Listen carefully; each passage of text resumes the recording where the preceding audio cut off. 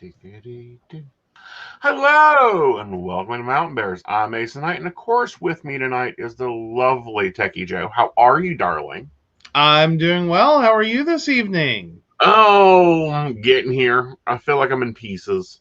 Aw, I Yeah, know you were so worn out earlier and you needed a nap, and it was like, okay, that's cool, we can do that. yeah. And then yeah, you coming back up from that was like, ooh, I don't think we're having any more shows. Well, There was yeah. a brief moment there. I was like, no, I think we're canceling all shows. I don't think he's coming back. I think it's a coma. No, it wasn't a coma. It was oh my God, what the hell was this? And I hit my wall. Mm-hmm. We've been expecting you to hit a wall or to hit a flare ever since it started getting cold. Well, yes. And well, because it kind of happens every year, and we do kind of. It's sort of like expecting the Spanish Inquisition. It's kind of impossible, but we know it's going to happen. Mm-hmm. Um, you just don't know when. Right. At some point, it will happen. Right. So, but yeah, and I mean, I know it's really hard for you. I know it can be very upsetting for you because you end up feeling like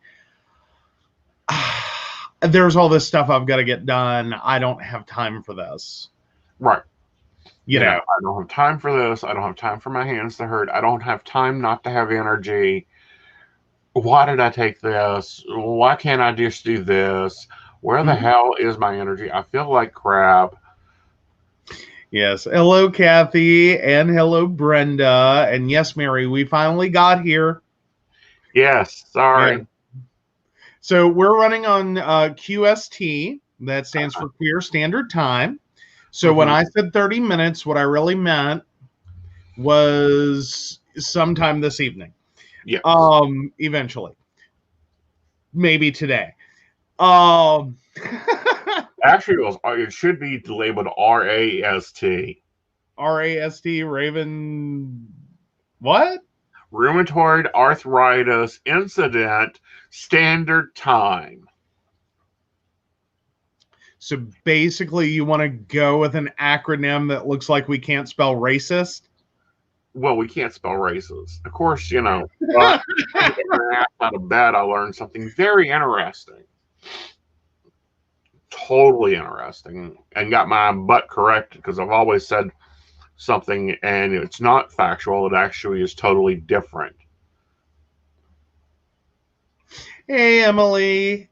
But yeah, no, you were kind of I had trouble figuring that one out. You because you opened that topic with like, well, I got my butt chewed. And Well, I'm like, what? What are you talking about? And then you were telling me, and it's like, okay, but that's just that's an ignorance moment. There was something you didn't know.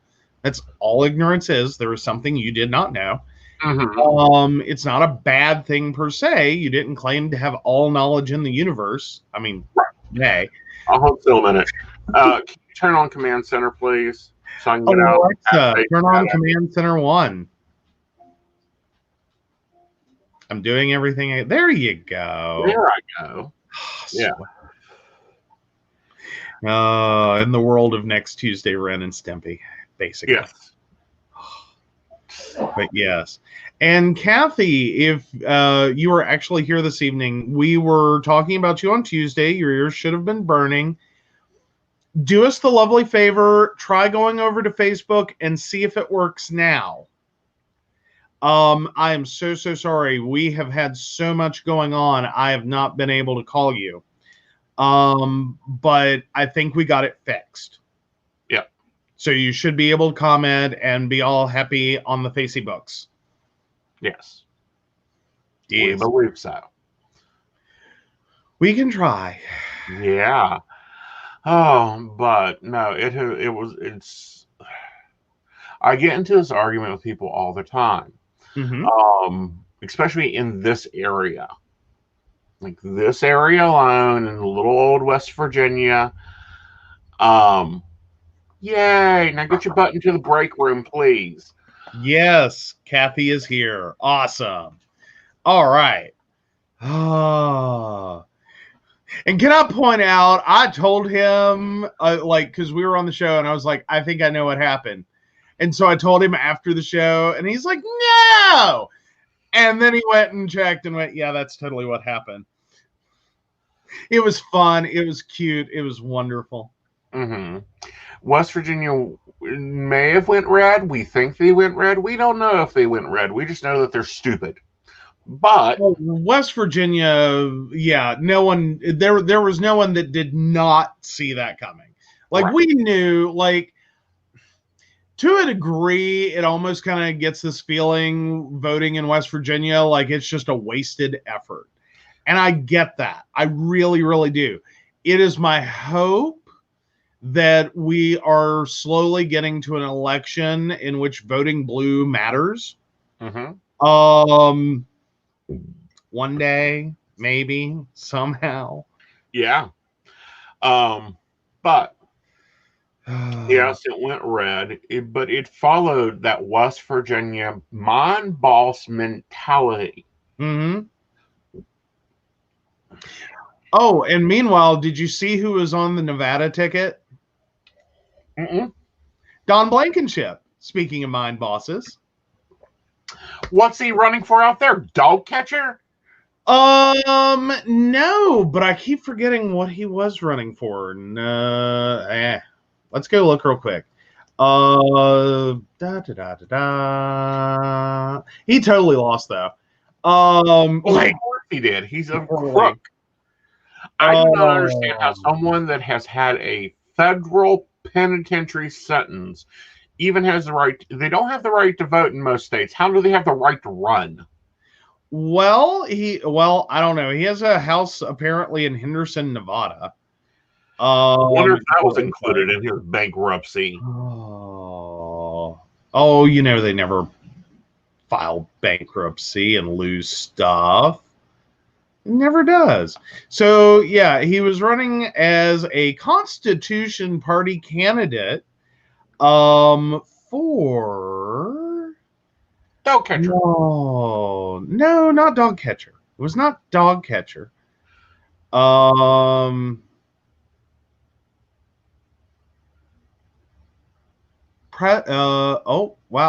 President? Dog catcher. Well, yeah. The former, and I'm going by Bloomberg, the former chief executive officer of coal company Massey Energy has won about 0.2% of votes in Nevada, or about 2,578. That won't get him anywhere near the White House, but it may have chipped away at President Donald Trump's support in the state where Democratic nominee Joe Biden is holding a slim lead of fewer than 12,000 votes. Yeah. So that's from Bloomberg. So, yeah, Constitution Party candidate running for president is coal baron / felon Don Blankenship. Nevada's fun. Nevada is fun. Oh, hi, Devin. Hi, Devin. But no, it isn't a surprise that West Virginia voted some people in. Absolutely. We do what we can. Like, West Virginia is a weird state. Yeah. We do what we can. Right. Like, it's different. And Kathy, he'll be calling you to make the appointment Monday. But there is a mental psychology here of mind boss mentality that the mind bosses will do better for us. The mind bosses are always right. This is why unionizing West Virginia took a dang war. Yeah. Well, and it's also like the mentality and the setup of mining corporations back in the day. Yeah. And also just the general setup of businesses back in the day. Was that business owners, almost always men, because we're going back a ways, almost always men, were generally seen as fatherly figures Mm-hmm. in their employees' lives that were, making good, sound decisions for the business family. Mm-hmm. Like it was this really weird idea. Then you take mining, which effectively at one point quit really paying miners directly, no cash or not direct cash, but we're paying in housing script and charge accounts, Yep. and effectively creating this kind of debt servitude where you couldn't get out of a mine. Mm-mm. Like you had to work because you couldn't afford anything else. Right. You were paying extremely high prices to the company store for all your daily basic necessities. You were in turn indebted for your housing, and most of those high prices for your daily goods would actually push a normal family into debt. Right. So you're effectively creating this charge account Right. situation in which your debt precludes you from leaving, but you can't get out of debt because these are basic life necessities that you can't afford to buy anywhere else for less. Right. And most of them still believe, as Brenda points out, that coal's going to come back, and it's going to bring back money, and it's going to bring back jobs. Well, I hate to be the bearer of bad news, but even India isn't buying our coal anymore. China isn't buying our coal anymore. Well, and then there's also the effect of COVID right now. Like, Right. in addition to all of this, like, you thought it was bad before, Mm-hmm. and that's including with Trump Tariff City going on, Right. in that little war. But then you also have the fact that a lot of projects are now on hold. So if you're trying to create metallurgical coal or produce metallurgical coal, it's same coal. But you're trying to produce it for that market, there's not really a market right now. Right. A lot of projects have been delayed. A lot of our world activities have been delayed, canceled, rescheduled, gone online. We're traveling less than we probably have in decades. Right. Not citing statistics because I haven't looked them up, but we are seriously look around you. It's kind of scary at times and has been almost, post-apocalyptic event. Like you watch movies, you see the one car on the highway. You kind of went through this for a while back in like March, April, and May. Right. In which you could go through long stretches of interstate and be fairly alone. Like everything's very quiet. Depending on where you're traveling. But it wasn't just West Virginia. This whole system was all over West Virginia, Pennsylvania, Virginia, Ohio, Southern Ohio. Totally. This is how this ran. And then if, my grandmother, for an example, her husband died. Her first husband, my grandfather, died right there on the front steps of the mining house. They had the wake the next day, the funeral the next day, and the day after that, the mine boss showed up and said, "You got 2 weeks to move. You and your kids out of here." Aw. I was just reading Mary's comment in kind of direct opposition. But no, there's a lot of that. There's a lot of issues with being in that time period, being a mine widow, with being, the children of miners. And these are not negatives on the miners themselves. These are the conditions of employment that they were stuck with. Unionization did fix a fair number of those. Didn't really fix the safety aspect. I mean, there were some improvements, but let's be real. It didn't get a whole lot safer to be a miner. Safer, yes, but realistically, that took a while. And it's still, depending upon the mine operator, not a lot of safety. Right. Don Blankenship, going back to him, a large part of why he's a convicted felon had to do with his role in Upper Big Branch, was it not? Right. He was rolling up for Big Branch of paying off the inspectors and running an unsafe mine that ended up being an explosion. Yeah. So, as a fair statement for me, and I'm out of a family of miners that turned to construction. But like my grandfather was a mine electrician. Large parts of our family were miners. It's a mess. Yeah. But as a statement for myself is that I don't hate miners. I have nothing against coal miners. Nothing. Zip, zero, nada. I, however, am not a friend of coal. Coal has enough friends. They're in the House, the Senate, and every level of government in between. Your local dog catcher and the President of the United States. Coal has tons of friends. I'm not one of them. I don't think most people should be, because if you're a friend of coal, you are a friend of a coal company, not a coal miner. Right. You're supporting the exact kind of things and the trajectory of coal mining that would push us back to pre-1930s. Right. And not only that, you're supporting mines that are producing a product that cannot be sold. Well, not even that is a real concern.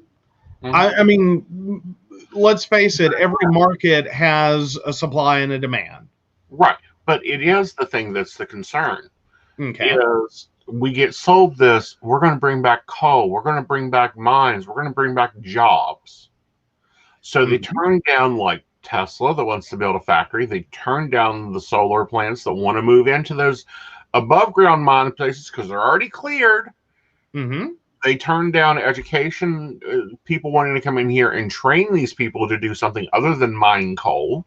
Well, and that's exactly what I'm talking about, though, is when you're a friend of coal, what you're really doing is you're supporting the coal company and all of the politicians involved in the lobbying efforts to prevent coal from going extinct like it should have. Yeah. Or like it should continue to do. It's not an in-demand product. It's demand. And that is like, you can claim a lot of things about, Hillary Clinton or liberals or Democrats or whomever you want to blame. We did not kill the coal industry. Like, we didn't. Right. Like, green alternatives, and just frankly, forget those for a moment. Propane and natural gas did more to kill coal than anything else, because you also have to think back in this lovely span of history since the heyday of the mines, the number of homes and just appliances that were coal based has dwindled drastically. Right. Like, find me a home with a coal based heat system. They are fewer and farther between every year. And I'd say that would be a hard one to just be like, oh, there's one over there. Right. Well, not only that, but it's a little bit more crazier, being that let's flip it up. Okay. If you are a friend of ponies, that would sound interesting. That would be probably something that, what's the one you say that Vlad's always going to write to if he doesn't get his way? Sharon McLaughlin. Well, Sarah McLaughlin. There you go. We'll have a commercial. He'll be on here. It'll be very sad. Yeah. We would sing it, but we'll get pulled for copyright. Yeah. You know the song. You know the song. Would probably back and probably would take the marketing and run with it. Mm-hmm. But if they were backing buggy companies, everyone would look at them like they're Looney Tunes. Well, more importantly, if they were backing glue companies, like, and to be kind of ugly about it, dog food companies, that's not really a brony. Yeah. And sorry, I know that's a totally different thing, but I love the word brony. I do. I love the concept. The My Little Pony dudes, the bronies. That's totally off topic. But anyway, like, you're not a bro to ponies if you're backing dog food and glue. Right. And it goes back to the image that's been floating all over the internet is, the trees kept voting for the axe because it was made of wood and they thought it would support them. Right. And they voted for Jim Justice, who is supposedly the richest man in West Virginia, but can't pay his taxes, and bankrupt 3 of his companies so that he didn't have to pay retirement or payroll. Mm-hmm. Well, but when you look at that from a business standpoint, that's considered good business practices. Jim Justice, Don Blankenship, Donald Trump, really? Really? This is where business is at, is again, that fatherly ideal of business died. If it ever existed, it died. It is so beyond dead. Your business owner, and I mean this for all businesses, and I mean this sincerely, it is not that there are not good, decent people running businesses, but their priority is the business, not taking care of you, nor should it be. You're exchanging your labor for a quantity of wage. That's it. That's the arrangement. That's the deal. If you're expecting your company to have your best interests at heart, I hate to break it to you, you are living in a dreamland. Right. It doesn't mean that these are bad people. It means this is not their priority any more than they would sacrifice the food on their table for their children so that your kids could eat. Right. They're not going to do it. It doesn't happen that way. There are lots of good people and good and decent business owners, there really truly are, that do, however, take their excess and do many good things. It isn't that all business owners are horrible, nasty people who do horrible, horrible things. It is unfortunately the reality that those are mostly small business owners that are local to their communities, that are not in layers of abstraction from their employees, that actually see the people that work for them on a daily basis and have to deal with them throughout their community. They are in their churches, they are in their grocery stores, they are in their doctor's offices, their kids are in the same daycare and the same schools. When you have that kind of community interaction, you have better business owners. When your corporation is miles, hundreds, tens, thousands, whatever of miles from your operations, and your business owner cannot identify more than their executive staff, you become numbers on a piece of paper that have to be balanced. Nothing more, nothing less. Right. But that being said, no, we weren't surprised by those elections. We're also not surprised by the main president election taking so long for it to be such a slow process. But we have to look at how they were forced to do these elections. When I say forced, it's because of some of the draconian systems that were put into place and some of the things that were forced on them because of the coronavirus. First one being is Georgia's now a total paper ballot election. Okay. Pennsylvania's total paper, a ballot election that could neither of these still haven't been. This is why it's taking so long to count them, is because they're not computerized. So as you voted, there was no way for it to auto tally for them.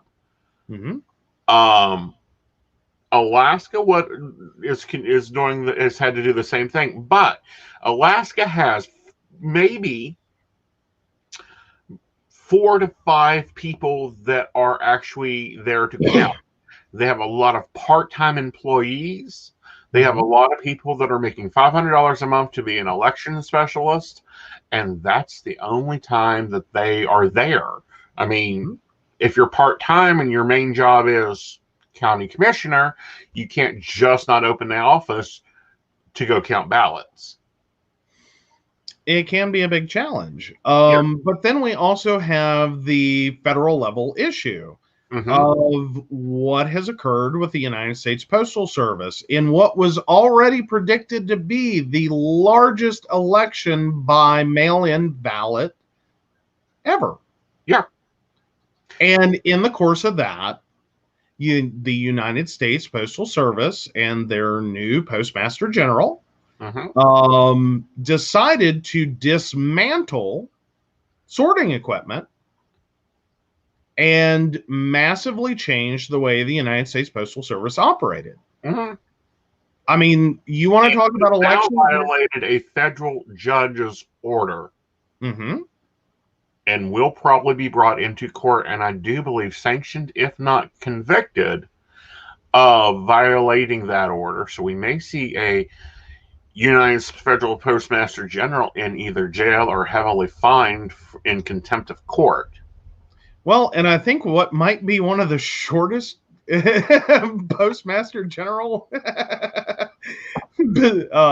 tenures, because I thought that was typically a pretty long-lasting. It was like Surgeon General in my head. Yeah, it's like that's a pretty like calm post. Like most people get appointed to that, and they just kind of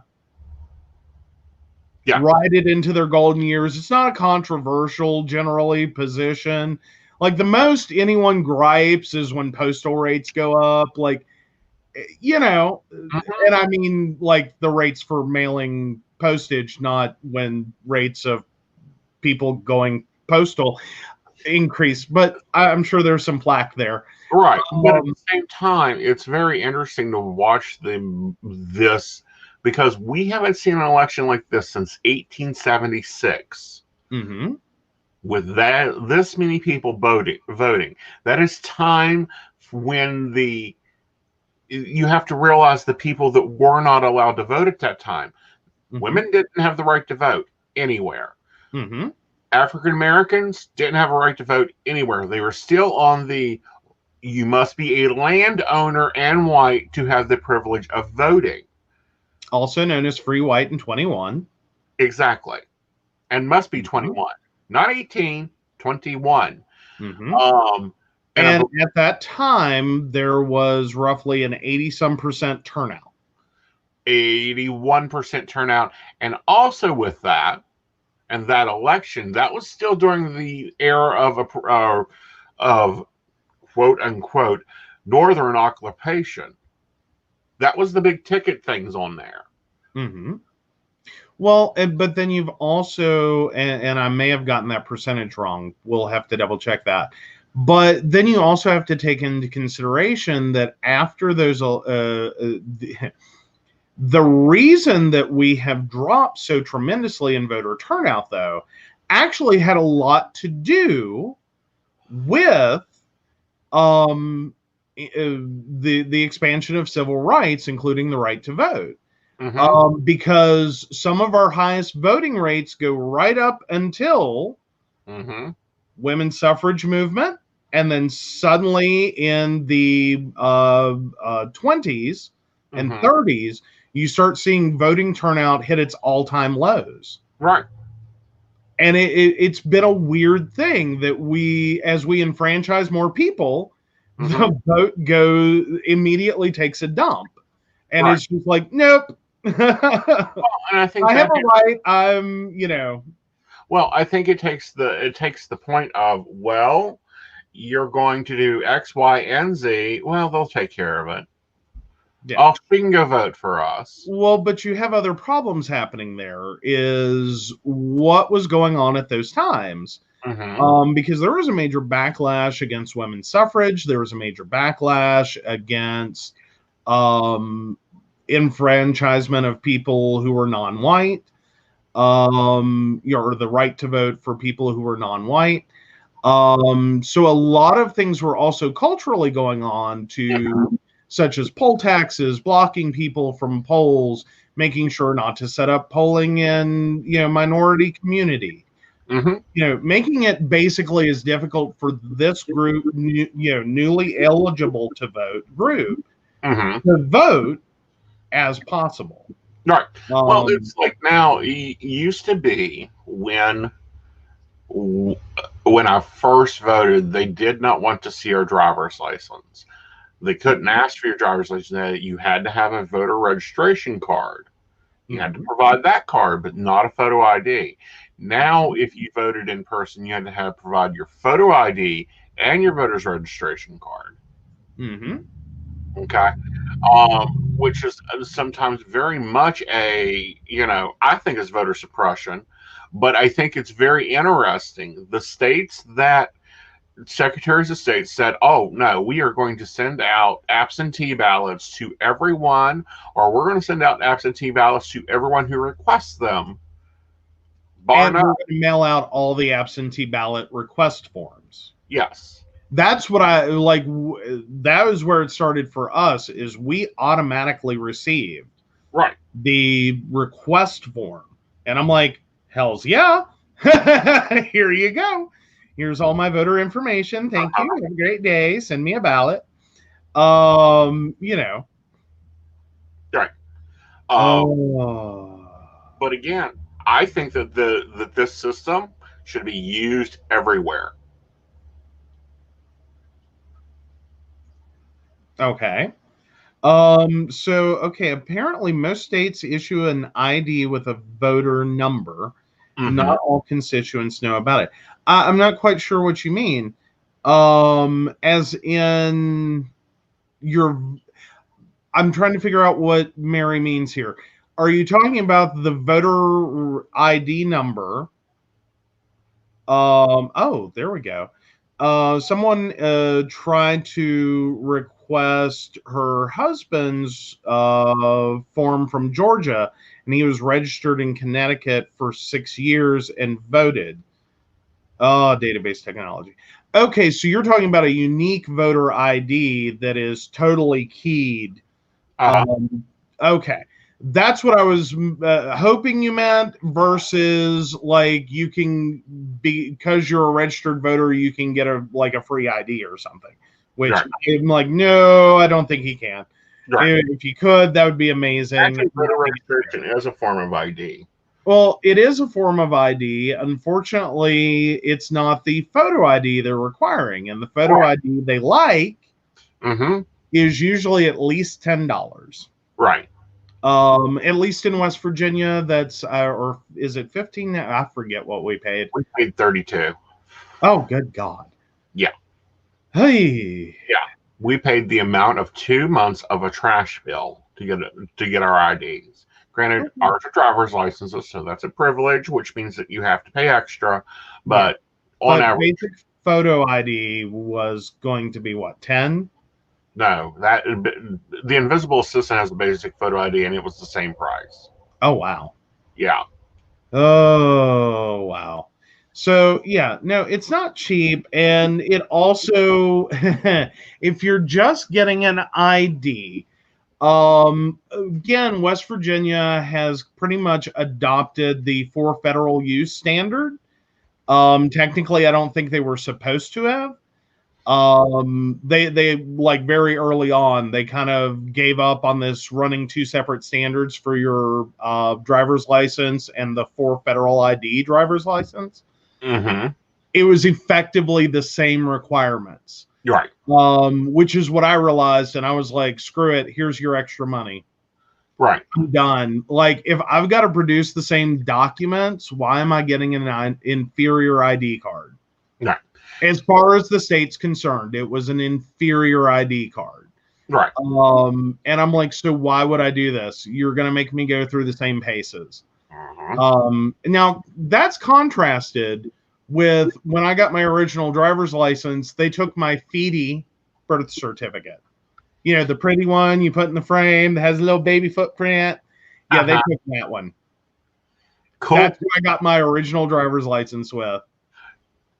That did me all the way through getting applying for college, getting into college, financial aid requirements for college, identification requirements for college. It was not until I tried to get a North Carolina driver's license. Here's my question. Do you still have the footy ID? I believe so. Okay, cool.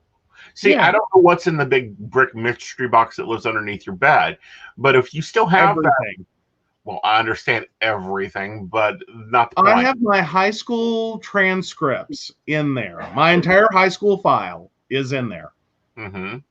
All my grades, my high school diploma, all of it. Well, again, if your footy ID is in there, if I ever need to identify your body, we can actually still use that. Oh, is that what that did? Okay. So Mary just pointed out something that reminded me of something else. I boarded a plane a while back, and I got TSA pre-checked. Like, I didn't apply for it, or I didn't think I did anything that would pre-qualify me. And they're like, no, you're pre-approved. And I just kind of breezed through, and I was like, okay, that was weird. Like, I didn't do pre-check. I didn't do all this stuff. Actually, I'll bring this up. Long story short version. Actually, for a very long time, I carried my mother's death certificate in my wallet. That's a kind of a winding story. The short version is, when I was at UNCG, bless their little hearts, they could not, in the financial aid office, they could not wrap their little brains around the reason that the mother's information section of all the requested documentation was not filled out was because she was deceased. And it got to a point that they kept not just rejecting like the different forms and stuff, but they would suddenly shut me down. I would lose, like, at least temporarily suspend, like, food, housing. Like, I couldn't get into my dorm. I couldn't use my meal plan card. I couldn't do anything on that campus until I went to financial aid. And yet again, handed them mom's death certificate and went, thank you. Please fix that. You know, you did that to me at 4:00 on Friday afternoon while I was at work. So I just spent an entire weekend unable to eat and having to catch the door behind people to get into my dorm. Please undo that quickly.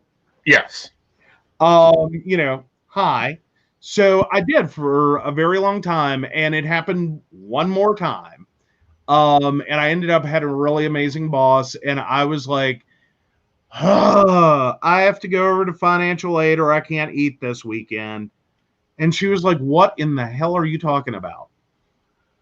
Again, reasons I love my boss. She actually said that. And so I explained the situation is, you know, I cannot get financial aid to understand that my mother is deceased. And she's like, oh my God, do you have to like go to West Virginia and get a death certificate? I was like, no, I carry it in my wallet. Horrified. What do you mean you're carrying your mother's death certificate in your wallet? And I said, oh yeah, it's gotten that bad. Like, don't leave the dorm room without it because sometimes I can't get back in my dorm. What? So at this point, little did I know that I kept hearing this name of this person that she kept going to lunch with, and I never made the connection until she said, hold on, I have a friend in the financial aid office. Let me see what I can do. And she said, go on over to the financial aid office. She'll be waiting for you. Just ask for her and the name. And I went, oh, okay. And I went over and I'm like, hi, I'm here to talk to her name. And she hears her name, comes around the corner. Her staff's looking confused. Like, what in the world? No one calls her that but staff. Uh-huh. And so she introduces herself and says, hi, I'm the director of student financial aid. I hear you're having some issues. How can I help? Uh-huh. And we go back and sit down and I tell her this ongoing saga. Uh-huh. And she's just sitting there going, that should never have happened. And she's like, I'm going to fix this. And she said, I want you to do one thing for me. And I went, okay, what? She said, I want you to have enough trust in me to go take that out of your wallet and put it up somewhere. Mm-hmm. She said, because I will guarantee you will never be asked for it again. Mm-hmm. You have my word. And I went, okay. And I carried it for like another month. Uh-huh. And I made it all the way through the rest of my college career, never had to produce that document again. Wow. Yeah. She was, woo. I heard later. The rip into her staff was, wow. But it was deserved. Sorry, it was deserved. You know, I've got Dad's death certificate like in 4 different places just because, well, sometimes once in a while I have to pop up and go, nope, sorry, he's dead. What can I help you with? Mm-hmm. And when they go, and it's like, and it's like, no, I've got that paper too. Let's talk. Yeah. Well, and I mean, it's one of those documents that, like, realistically, there is supposed to be an expected period in which, yes, you are going to have to notify people, and it's painful, and it's annoying, and it's frustrating, and it's aggravating. Like, the whole process is bad. Right. And then you're supposed to be done with it. And very, very rarely will you ever have to pull it back out again. Mm-hmm. Yeah. No, that wasn't the experience I had. I did not, with Mom's death, get hit with the, like, you know, the bulk of any of it, of, you know, having to send that document, and like terminate accounts. Mom was in a nursing home at the point in which she passed, so virtually everything was out of her name. But that was just the one thing that I could not get it through their head. And they just kept thinking it was like asking for, you know, a copy of your birth certificate. And it's like, no, this is a very painful document to have to carry in my wallet. Right. Because if I get trapped out of my dorm room, right, I can't get back in to get it to satisfy you without getting to West Virginia to buy another copy to drive back down here to get back into my dorm and food and all this other stuff. It's right. Like, no. Well, what happened with Dad is he had so many accounts for so many years. And yeah, I inherited a lot of those accounts because I was already at it. But companies like Lowe's, it took them forever to get through their head that no, he will not be spending the $10,000 he does each year at your store. Have a good day. Well, and moreover, and if he does, we have a problem. There's a really big problem. I'm going to assure you, you're not getting paid. Like, or, you know, first one in a while to come back. Well, more than enough money to pay that off. Well, you know, Lowe's was a problem. And then Dad had this membership / stocky thing. Dear God, closing out the Community Trust, which was the name of this company. I almost thought I was going to have to go over there in person and go, here he is. Yeah, really? Yeah. Like, which part would you like to, you know, put into debtor prison? Yeah. Well, not debtor prison. He didn't owe anything to him.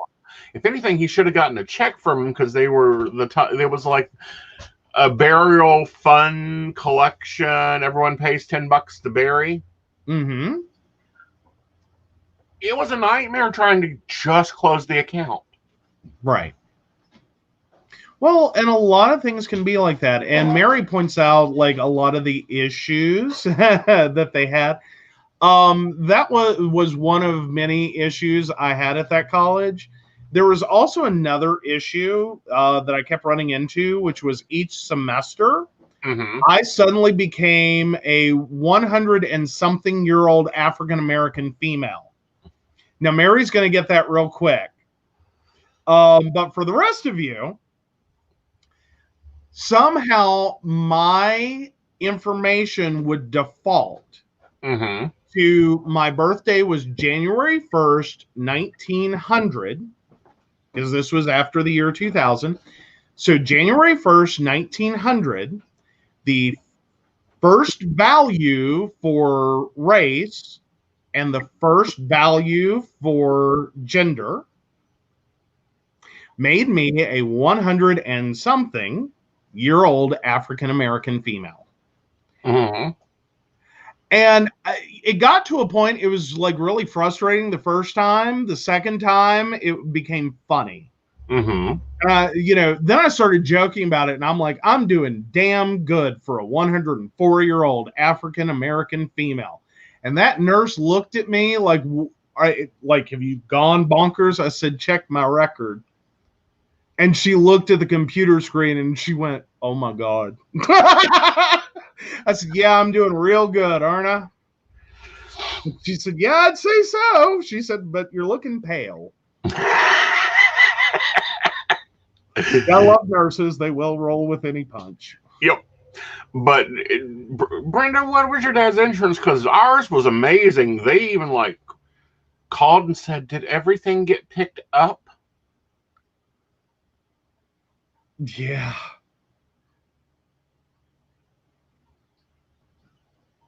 Oh my goodness, Brenda, that's a mess.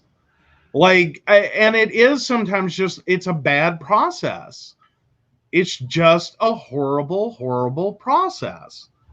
As in, no one thought. And like, again, referring to Mary, like, we lived through some of these. And you just sit there and you look at people like, where was your brain when you developed this process? Because I'm sure she's been there and had that moment of like, what mentally challenged person did you hire that you let do this unsupervised?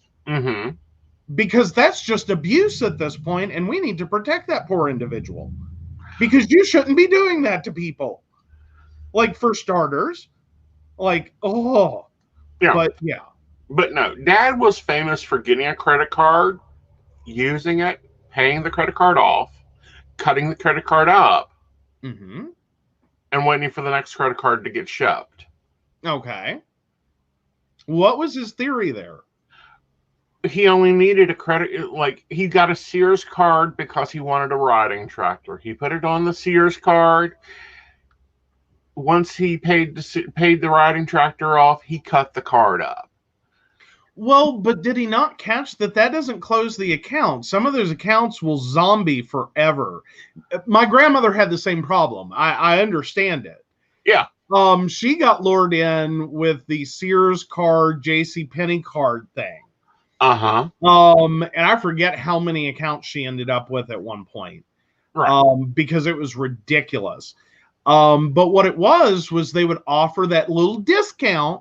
And if you sign up for a card today, we'll take 10 or 20 or whatever percent or $20 or $100 or whatever off your purchase.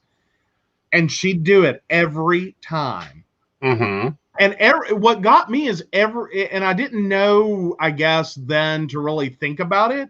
But what got me later is they approved her every single time. They never once said, well, Mrs. Arrington, you already have an account with us.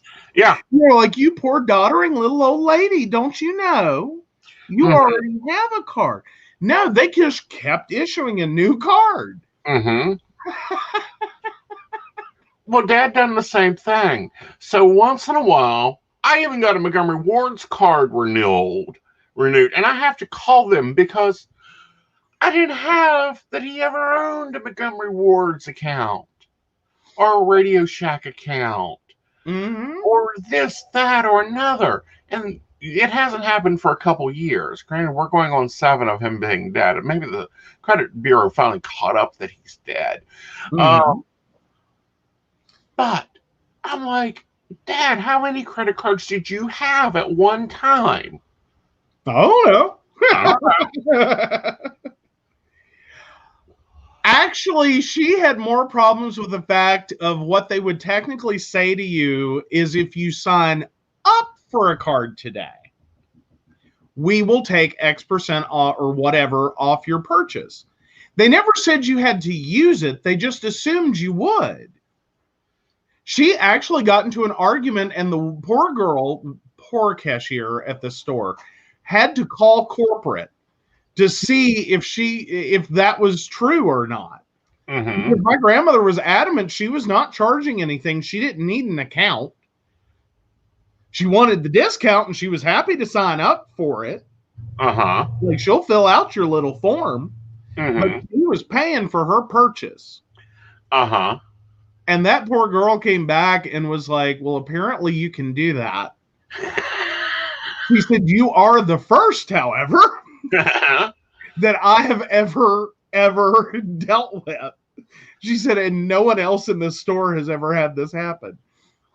And we were standing there forever, and I'm just sitting here going, I forget, and I do, and I think I can't remember which store it was, so I don't know if 15% or whatever was what it was, but whatever it was, I remember what she was buying. It was such a ridiculous discount, and we had to stand there for 45 minutes. And I was literally to a point of, I will give you the money if you will just tell them to rip up the form and you're just going to pay and leave. I was right there. I was just so ready to get out of there. So do I have to be watchful if we go to Sears? In what sense? Well, I already have to be watchful in my tone when I talk to Rebecca, so that she doesn't think that I'm the reincarnate of your grandmother. No, I think we're fine, but I will because she was buying something so puny purchase-wise. Right. If she spent $20, it would have been a miracle. One, just because my grandmother was very frugal. And would almost if she was spending money, it was a case of have to. She wasn't the kind of woman that had 20 pairs of hose at home and 2 or 3 had runs, and so she just kept buying more hose. She was the kind of person that at the point in which she is at the store buying hose, it's because she has already gone through 3 bottles of nail polish trying to save the one she has. And there's no longer hope. And she's totally out now. That's the point in which she's making a purchase.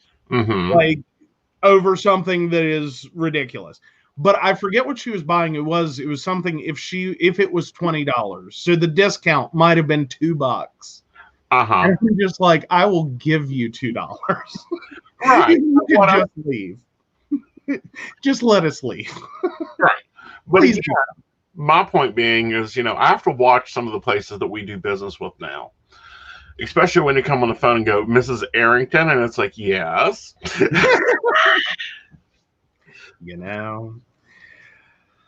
Oh, she the worst phrase in our family is, it's the principle of the matter. Oh man.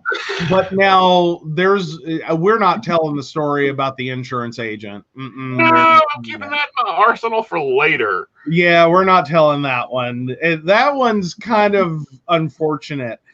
And technically, I'm glad I don't pay in quarters. Well, but yeah.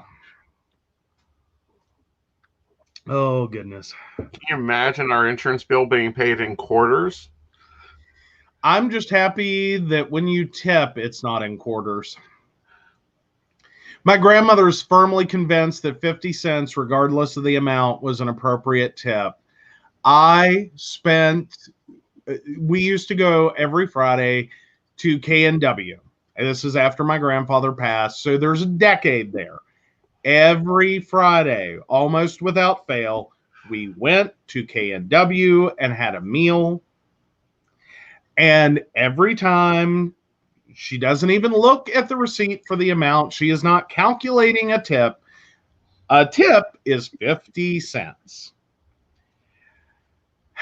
And for a decade, after every meal, I had to go to the bathroom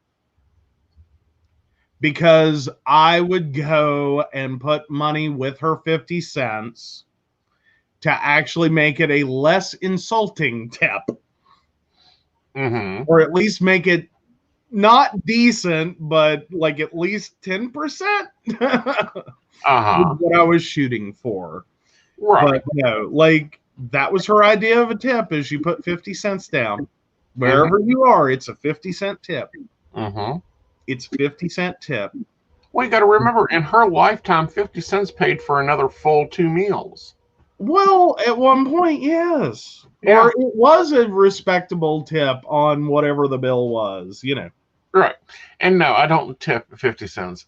If they're terrible, they get 2 cents.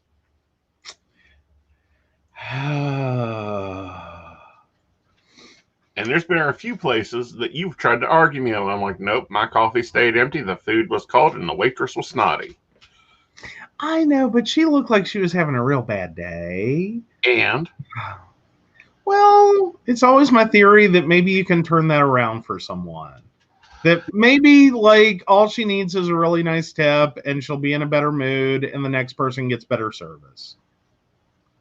Oh, she definitely lived through the depression. She was born before the right to vote.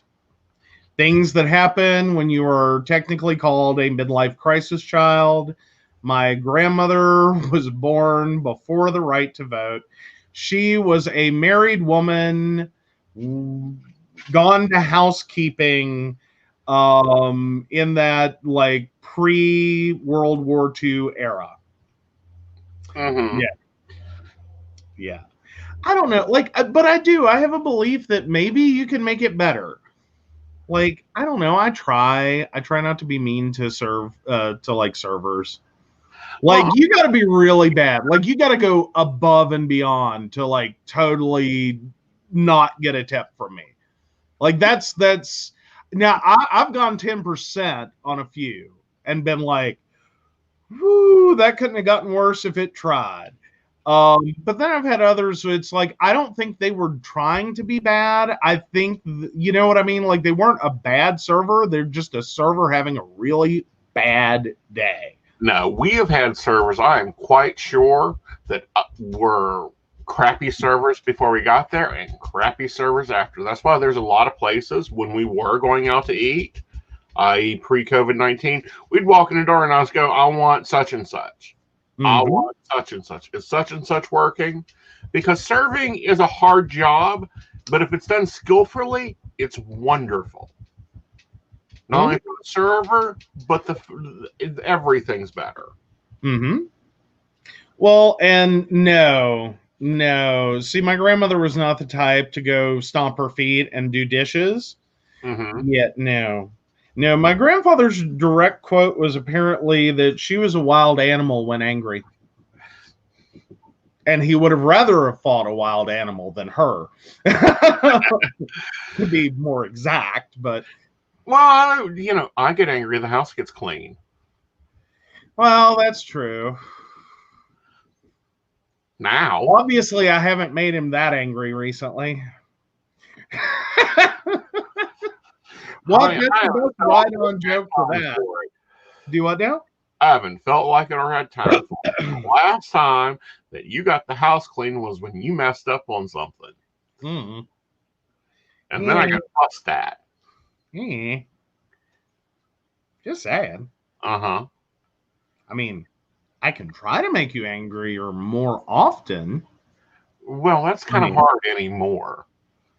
I know, but like where there's a will, there's a way. Like, I'm that generation where there's a will, there's a way. I'm sure that I'm willing enough to have a spotless house. I will find a way to tick you off. I have boxes. Do what now? I have boxes. Do you really want me to start cleaning? Do you think the attic can handle that? Oh, yes. Feral grandmother is probably a very apt descriptor. But yeah, no, she let it out. Woo, did she let it out? And I slightly take after her. The scariest words in my vocabulary, or I'll do it myself. So there's that. But, you know. Of course, I think the scariest ones in my vocabulary as well. We'll just see about that. Yeah. There is that. There is that. But yeah. Yeah. So, guys, we've been busy working on the newsletter. Joe, why don't you tell us some of the things we're having new in the newsletter? Well, actually, most of them are yours, though. Like, yay for November. We finally get the cost of tech back. Sorry about last month, guys. I just didn't get a chance to write it. Well, that's not entirely true. I didn't get a chance to write the article I wanted to or meant to. I had effectively written November's article, which is what's occurring. But the situation it was about wasn't entirely resolved. And I was kind of a stickler for, no, I want this one dead, done, buried, over with. And it because I was talking about a client problem. Right. And like, no. We're not putting anything about this out there. And I am 100% sure this issue's done. Right. Because I want no hope whatsoever that this comes back to bite anyone. So that's where we were with the October edition. I thought I was going to get a chance to write a second article and then like already just be done for November and like crank one out for October. Then October occurred. And no, that didn't happen. So we got October out. I already had November's article. So Cost Attack is back, which is awesome. And then, so this month we also have a ton of recipes. That's actually our current holdup. I am one recipe and a back cover from having this edition done. Yep. That's what I'm working on after the show. Yep. So there's that. So yeah, Aeson is basically going to take you on a magical journey of food waste reduction for the holidays. Yes. No waste Thanksgiving, no waste Christmas. Which, by the way, if you're a shopper and you're in the West Virginia area, you may want to hit Kroger's right now. Oh, hell yeah. You did awesome today. I did. That was pretty amazing. Yeah. Like there's like a lot of specials. There's a lot of stuff on clearance that it like is very odd. Yeah. Like they have this horrible overstock from hell or something. I don't know. We've got turkeys for 59 cents a pound if you spend $25. So game plan was to spend $25. Not hard for us. Not hard for us. That's coffee. Because that is one thing I will not skimp on any longer. Oh, is there an impending strike? Yeah. Ooh. Yeah. Ooh, things I missed in the news. Dang. Yeah. Sorry, I try to keep up, but right now, hello. Pastas, a specific brand of pasta is on sale for 49 cents a box. We stocked up. Out of the ballpark, took it over, done. We have our turkey. Bought it, paid $8 for I think 20 pounds. What else did I get? Major sale. Oh, pork roast, which I made them cut, which is just this huge freaking piece of meat. Guys, if you don't know, you can buy that piece of meat, but you can tell the butcher you want it cut in half. You want it sliced in 2-inch quarters. That's why we get some of our really good pork chops. Is actually we take a Boston roast and tell them to slice it up. Mm-hmm. Basically, he brought home Babe. Yes. He did. It was sad. It'll be yummy, but it was sad. Right.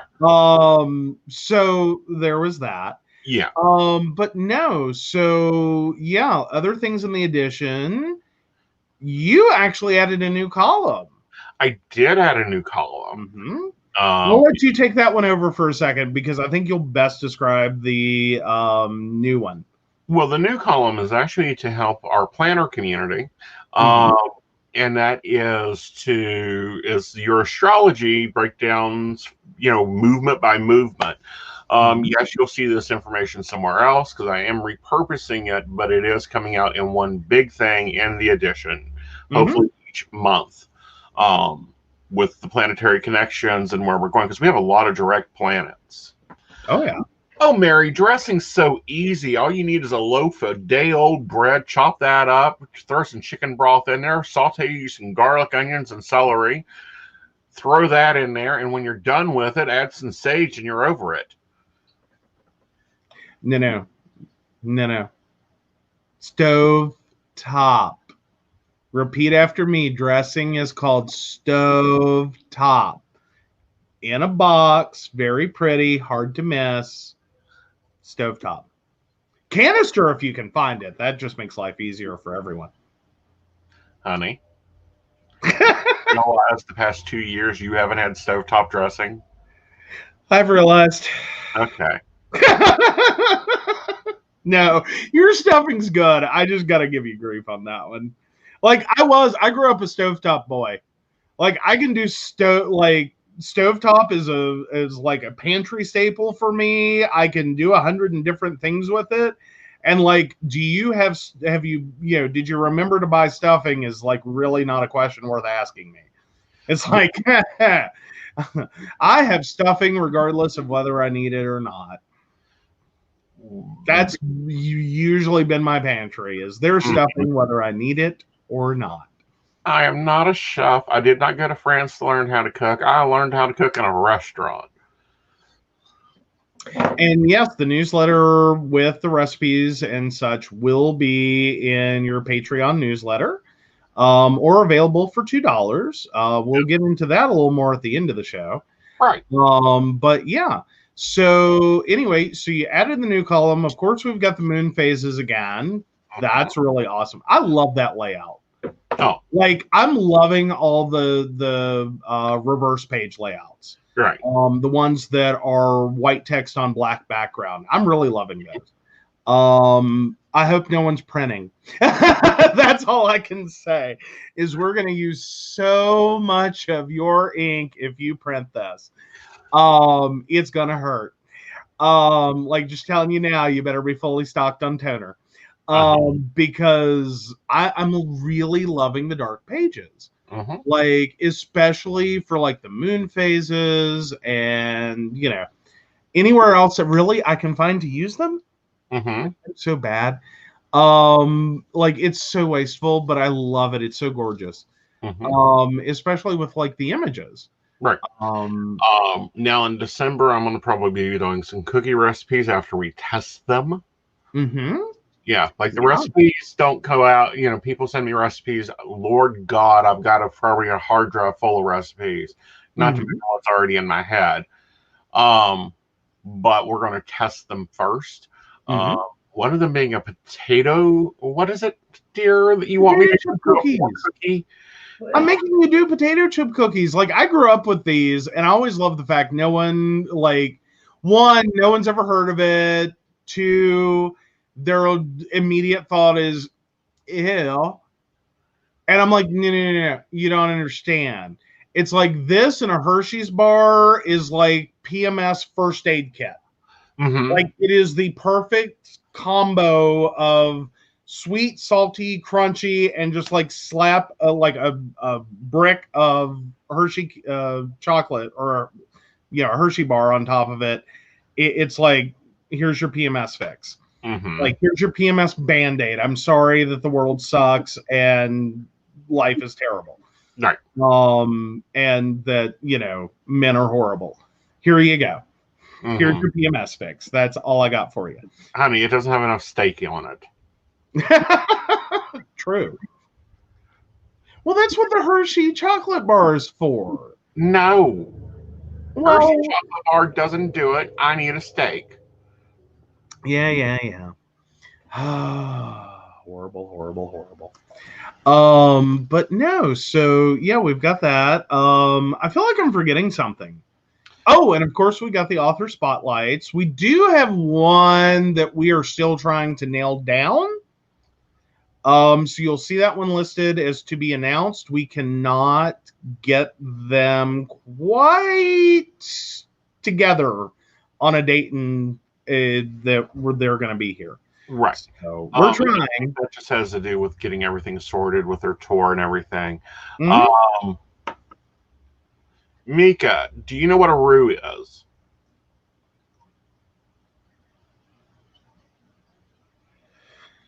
Oh, yeah. I will post my baked macaroni and cheese recipe in the break room for you. Okay. Good deal. Yep. Oh. Because he loves mine, and it's so easy. You'll never use box recipe again. Oh, yes, we do. We use box recipe once in a while, and it's because it's got to get out of my cabinet. Well, some of it's that. Some of it is just like, no, I want macaroni and cheese now, and I'm not picky at this point. Like, because we do try to be good and not do like a crap ton of pasta with you. Yeah.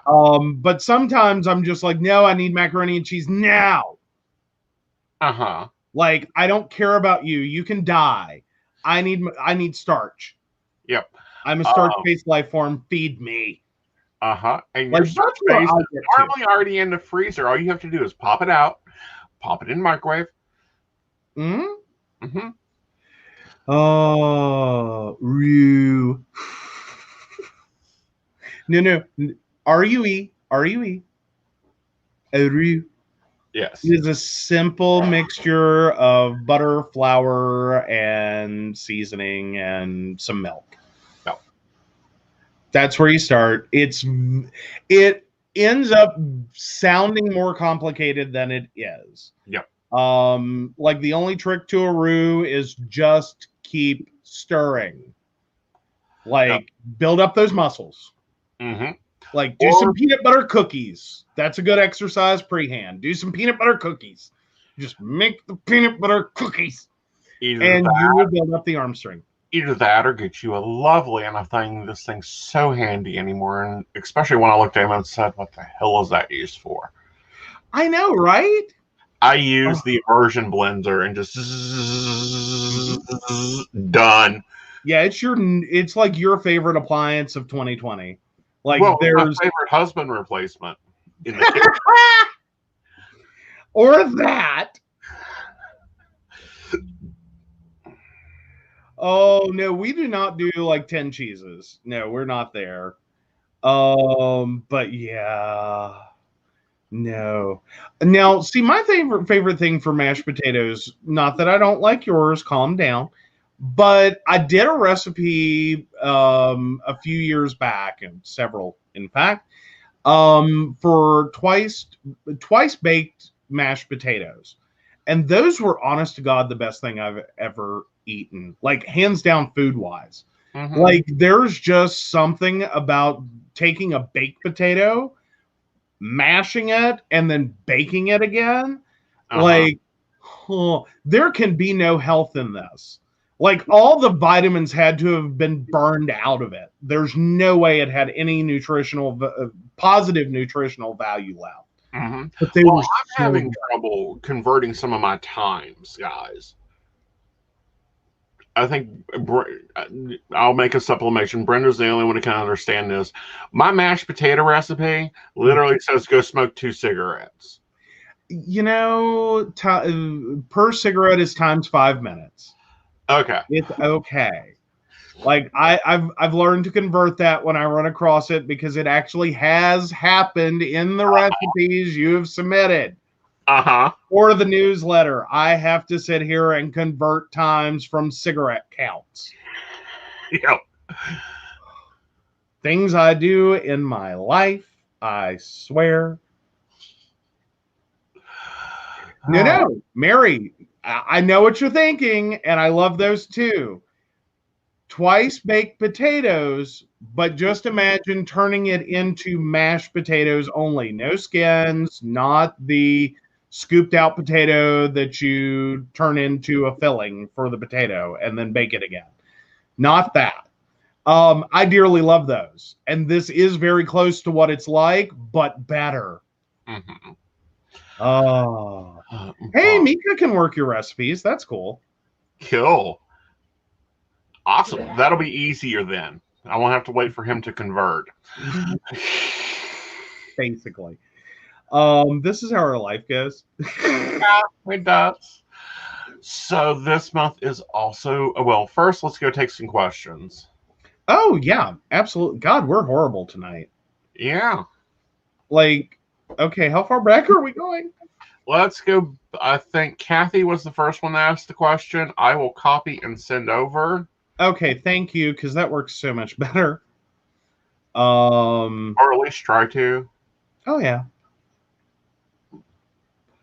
Like, sorry, we got off on tangents. It's been crazy. It's been a weird night. It's been a weird time. I feel like everyone is just sitting around anxiously waiting for something to happen. Well, yeah, and kind of backing up, like, we were going to talk a little more about, like, the RA flare and stuff, and just, like, because it is a bit of a nightmare to be like, I've got all these things to do, and it's like, I just can't. Right. And, like, you've really hit that wall today. And it's this week, more so. This week has been a battle through. Like, I'm expecting a good, like, I ain't doing this. Oh, well, I'm glad Kathy is enjoying. Yeah. Like, we feel bad. I know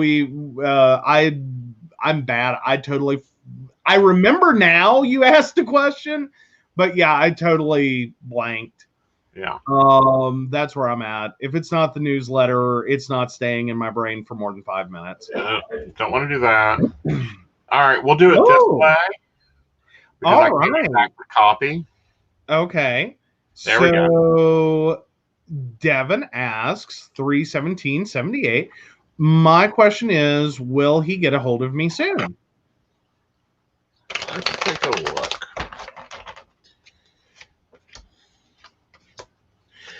Yeah, I feel he does get a hold of you soon. I would say it's probably within 5 days, maybe 6. And in this, I'm going to say be the diplomat, because what he originally contacts you for is something so stupid it's ridiculous. But it's really just to see if you'll talk to him.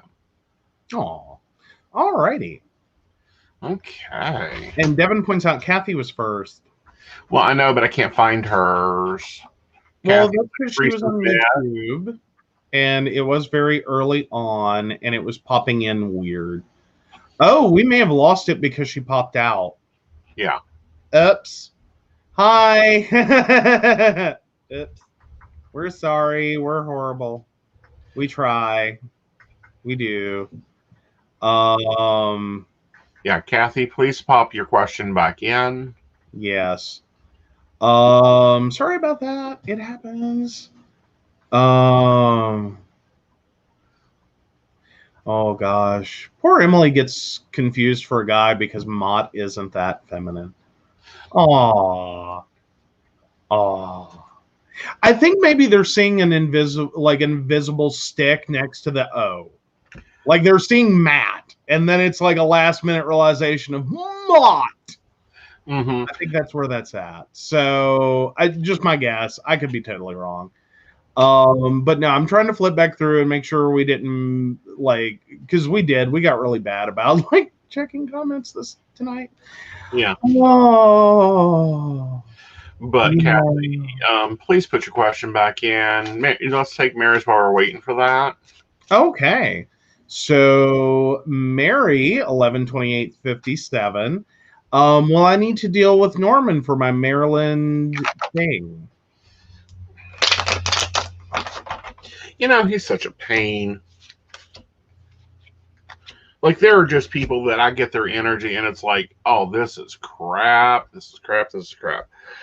I think you will have to deal with Norman, but you need to go in there going, I'm the king of bitches, and you're going to do what I fucking want and keep that attitude. Wear a pair of high heels, maybe an inch higher than what you normally walk in, and an inch, a half a size smaller, just so that you're pissy. Okay. That's he's just pain. Oh, wow. Well, you would think that would be enough pain right there. Like, don't add bad shoes to it. Oh, no, honey. It has been a proven fact. If your shoes are not comfortable and you need to be a high-riding bitch, you can be twice as high-riding when you're uncomfortable. Well, that explains half my problems at my last job and those damn ballet loafers. Uh-huh. God, I hate those things. Well, I love them. They look great. They're one of the few shoes in my rough approximate size that are comfortable. They just need a little work. So, all right. And then Kathy asks, 7/28/62, when do I hear from Triz and how does our relationship change? Will it be sexual?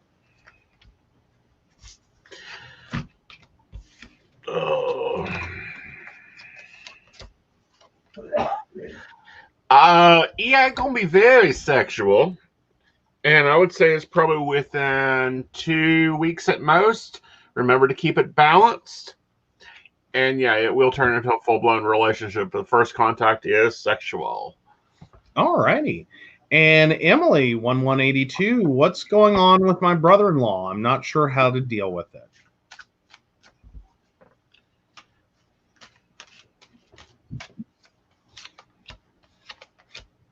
Oh, Mary wants to know, hair pinned up?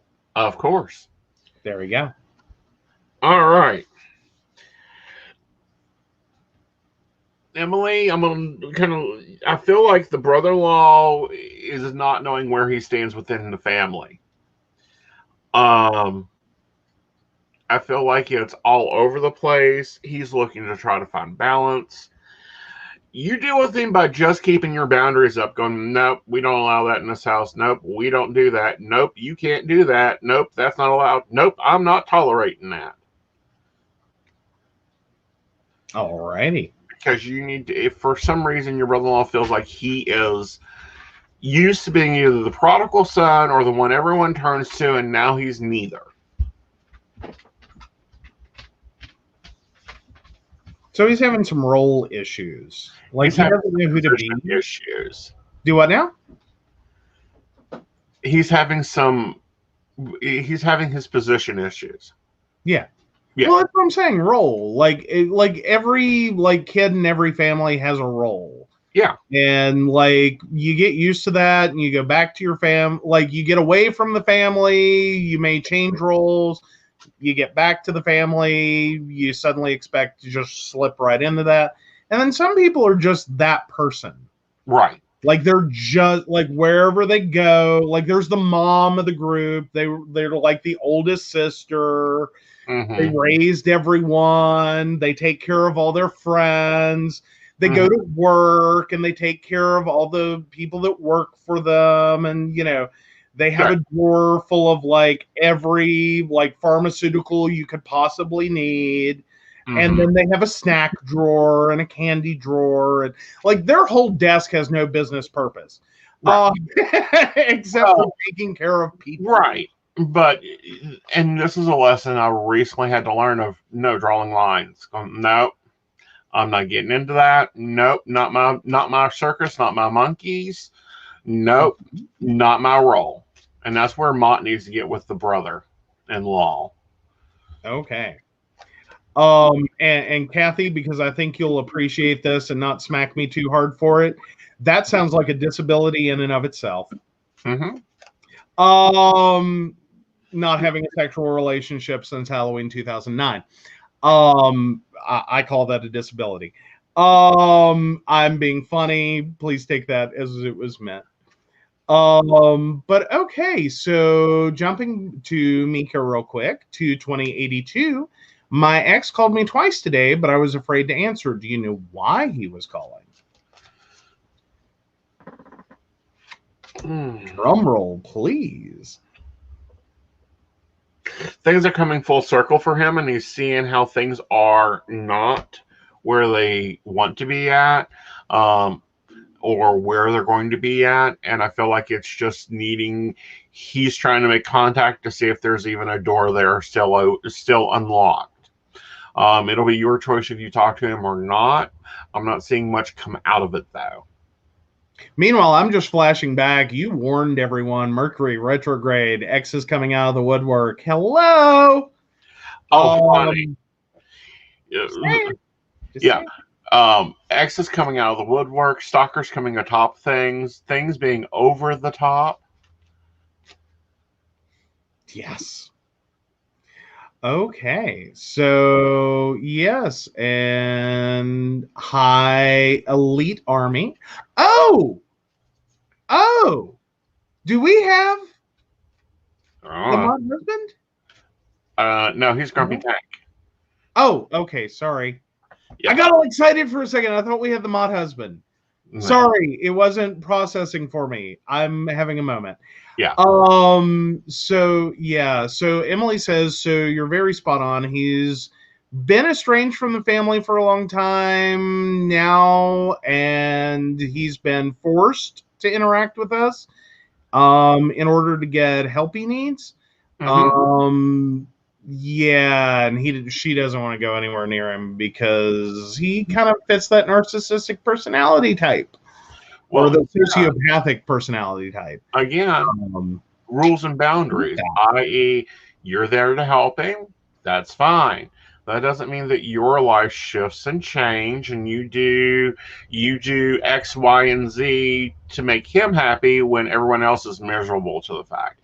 I.e., if dinner's on, in this house, dinner hits the table between 7 and 9. If you're home, great. If not, it'll be in the oven for you. Or drawing lines like, no, I'm not dealing with that behavior because that behavior isn't acceptable. I.e., yelling at Minimont. Not happening. Yeah. You correct the yelling, not the Minimont. Well, yeah.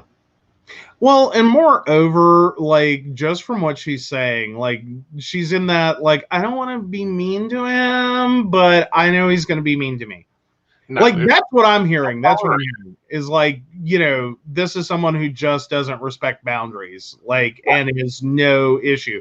Which effectively, I mean, that's even in your question, is he's kind of forced to interact with you, or apparently there's a negative health consequence. Yeah. So, yeah.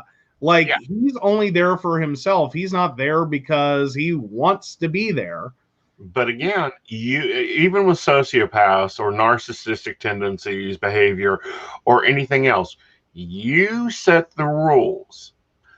Very clearly, you set the rules, and if they violate the rules, then you withdraw your presence. Mm-hmm. Basically, that's the only way you deal with that.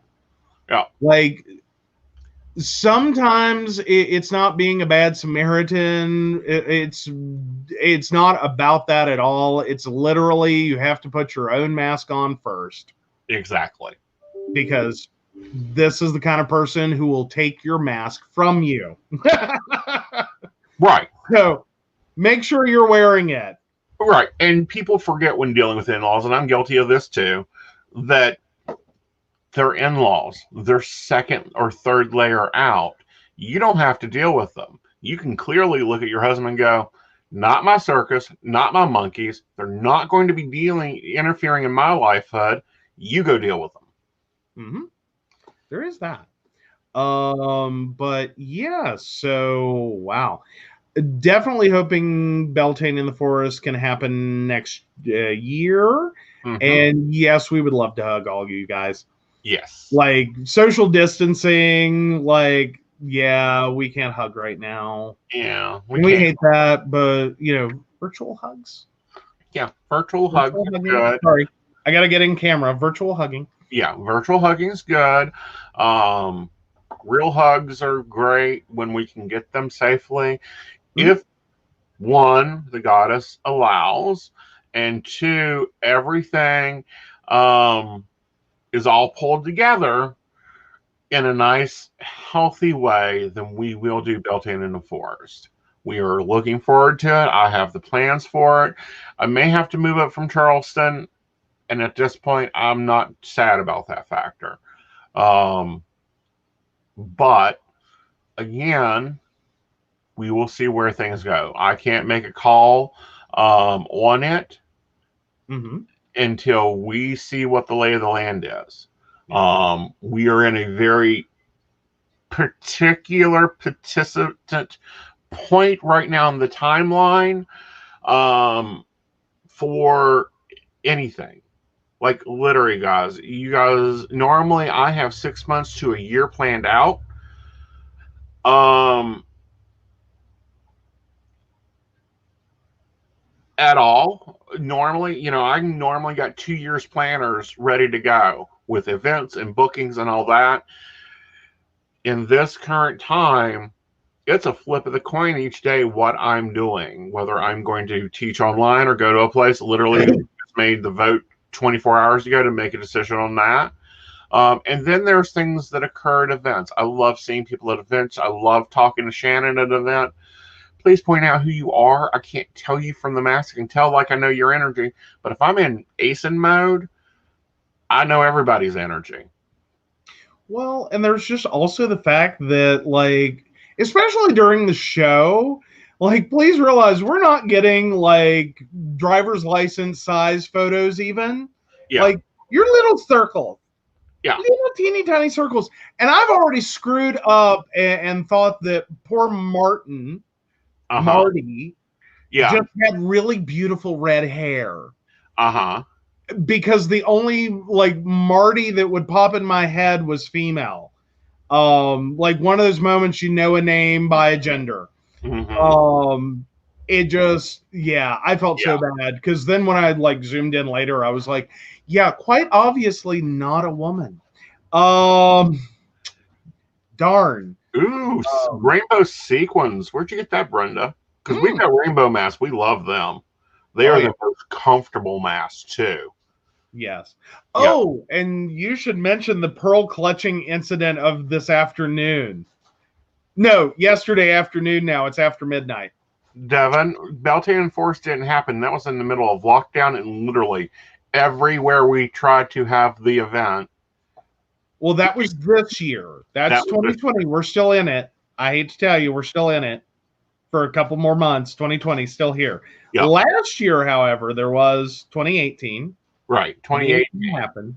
I Yeah, think that might have been what she was talking about, unless she meant the last Beltane. no, 2020 Beltane did not happen.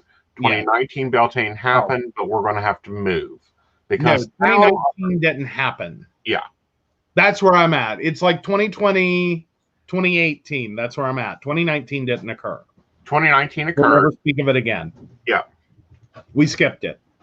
no, we didn't. We moved and pulled off an event and done like 40 different things at one time, and I looked like a chicken with his head cut off. Yes. Yeah, that's okay. It'll be back as soon as it's safe to be back. It may Mm-hmm. not be in its location that it's normally been into for now going on 18, 19 years, but it will happen. Mm-hmm. Um, because it's a great event. It's an easy event. It's a friendly event, and we want everyone to come out. But no, we will not have it if COVID is still ramping everything around because I will not hold a festival one day and 2 weeks later do a crossing funeral. Not my style. Got it. But yes, Devin. Well, we are very sorry you had to miss the last Beltane Mm-hmm. of the year that shall not be spoken of. But we are very glad you are here, Mm-hmm. and we are hoping you are well. I think you are. Like, I'm not the psychic. I don't know. It's a prompt, honey. Well, she's doing good. I think she's going to keep going and growing herself.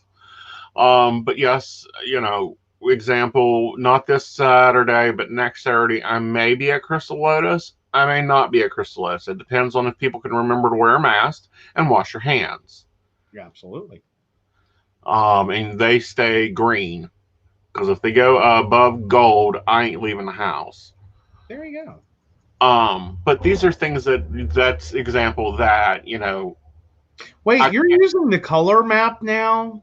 No, yes and no. I'm Okay. using the color map for quick reference because when we have to do the math, I have to turn to you and go, so honey, can I leave the house today or is just you the numbers again? I'm just like, is anyone else having like flashbacks to 9/11 though with like the color code? Like, but that color code is the same color code that's been going on in this country. I know, but could we just stop doing color codes?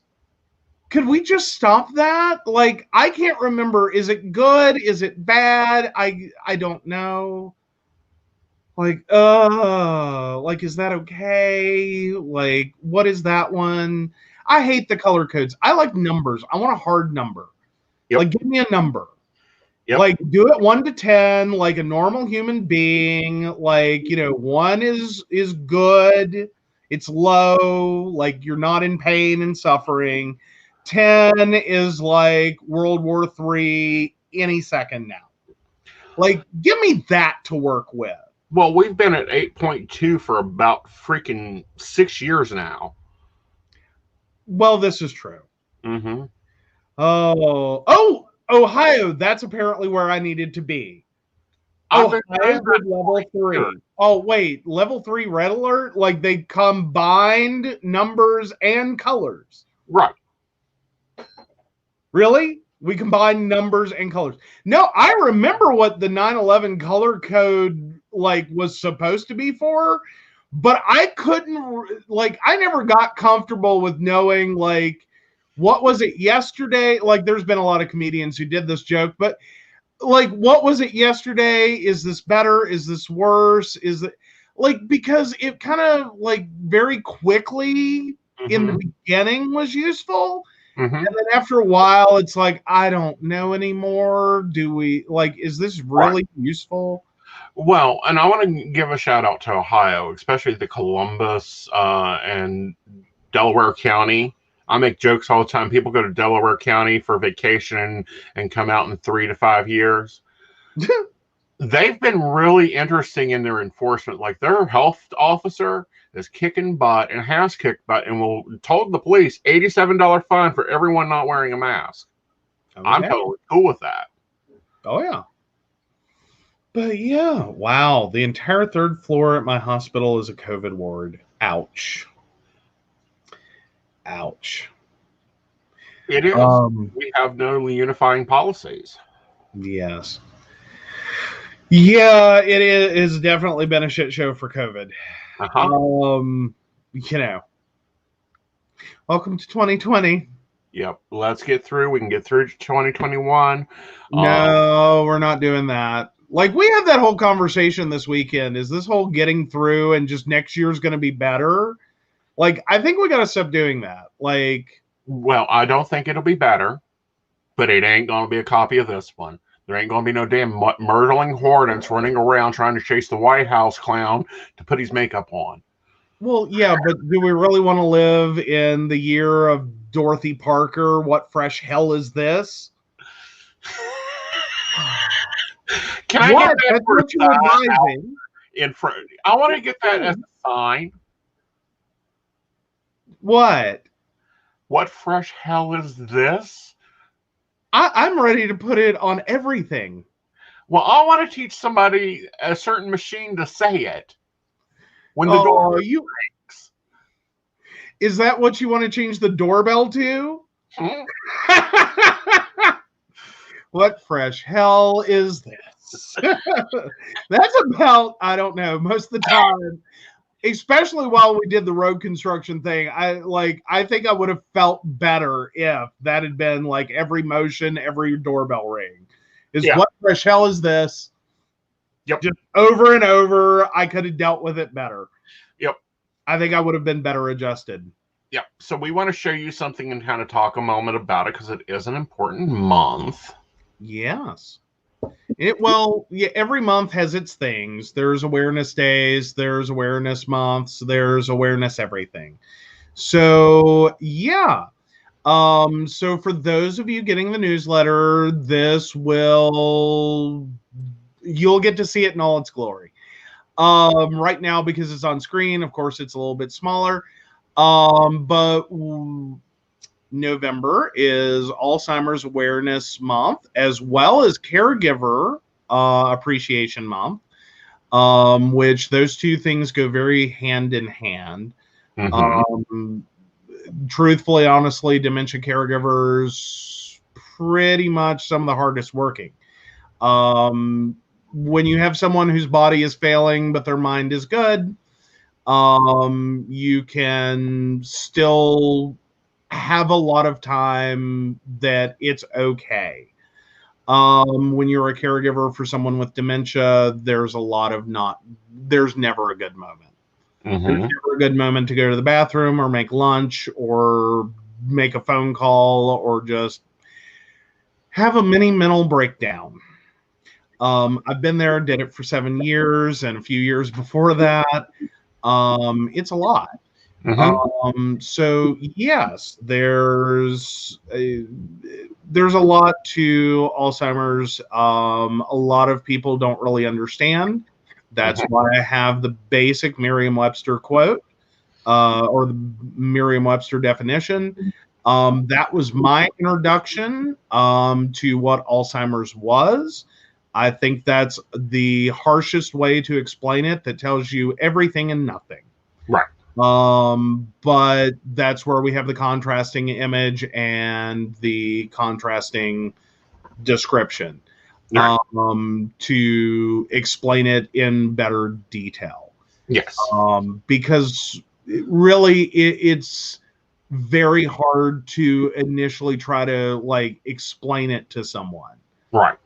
That some days are good, some hours are good, some moments are good. And everything else can be a total shit show for months at a time. And I want to remind everybody, if you have a caregiver that is connected in your life, even though you are not the main caregiver, take a moment, check your temperature, give them a call. Because sometimes all they need is a call, or someone to run to the store, someone to do something, or someone to just come over and talk for 2 hours so that they can get a nap in. But you want to do that still safely. And I'm going to recommend that if one of them is dementia or Alzheimer's patient, then instead of wearing a mask, wear a face shield. Does help a lot. Yeah. Especially when you consider the amount of problems that people with dementia have with cognitive processing of visual images. This is a really scary time for them. A whole lot of the world quit making sense really quickly. Because you're talking about damaged, dying brains trying to do what the brain does, which is make sense of the world. And when you're struggling as much as someone with dementia does, none of this makes sense. Right. All of it's weird and scary and frightening. Yep. And a face shield works really well because they can still see your face. They may ask you 300 times, why are you wearing it? Or they may just assume that it's not there. I worked many years on an Alzheimer's ward, midnights, and met some of the most glorious, amazing people that once you figured out where they were. Example, one of my patients that I will remember probably until I'm her age again, if I make it, which was 112, would talk for hours after midnight about her life. But during the day, wasn't home.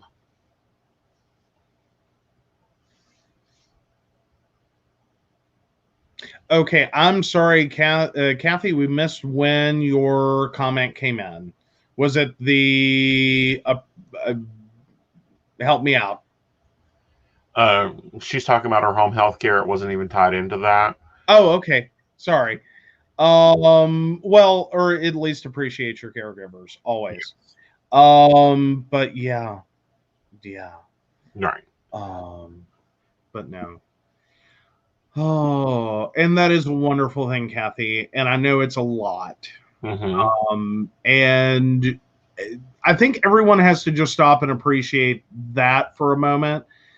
There's no form of working with someone with dementia that isn't a lot. Like it's a lot of a lot. It'll take you off guard. There's no predictability. You're just kind of flying by the seat of your pants.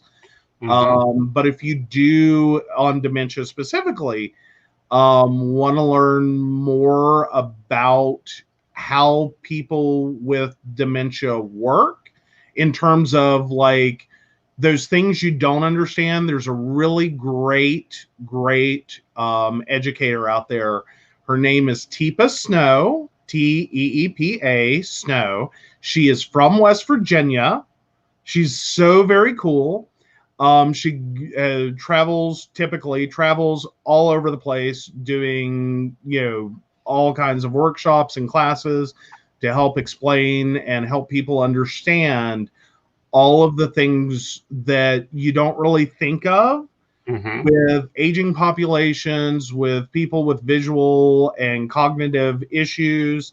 That like the minute she says it, it's like, duh. Like it suddenly makes so much sense. It's like, that's why they do that. That's why they said that. That's why they whatever.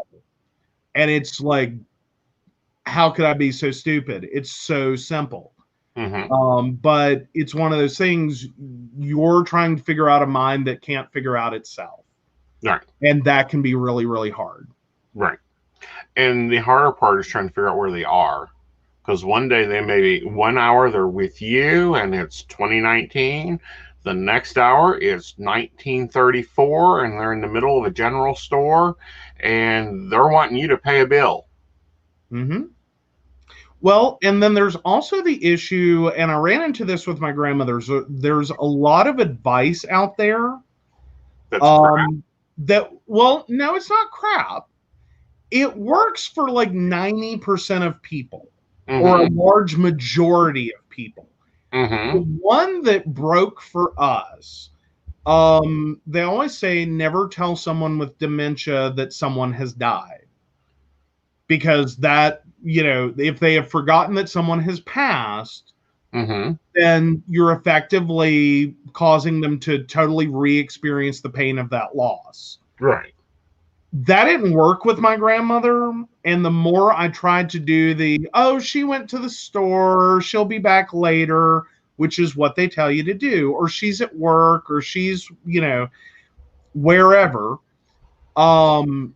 That didn't work for her. She just got looped on it because there's part of her brain that wants to know where this person is because they're still a living, breathing human being on this planet.